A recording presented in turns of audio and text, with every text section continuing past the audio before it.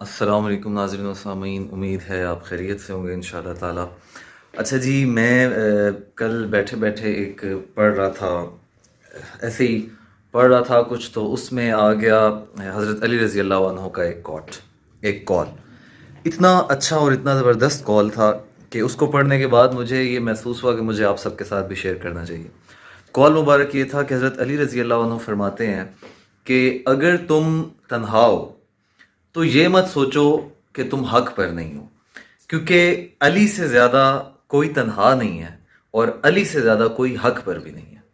तो नाज़रीन सामीन, अगर आप तन्हा हैं, आपका इस दुनिया में कोई ऐसा इंसान नहीं है जो आपको अपना फील हो, जो आपको अपना लगे, तो इसमें कोई परेशानी वाली या गम करने वाली बात नहीं है, क्योंकि हज़रत अली रज़ी अल्लाह अन्हु फरमाते हैं कि अली से ज़्यादा कोई तन्हा भी नहीं है और अली से ज़्यादा कोई हक पर भी नहीं है। तो इसलिए अगर आप तन्हा हैं तो ये मत समझें आप हक पर नहीं हैं, बल्कि ये जान लें कि आप हक पर हैं, इसीलिए तन्हा हैं। Thank you so much. अल्लाह हाफ़िज़।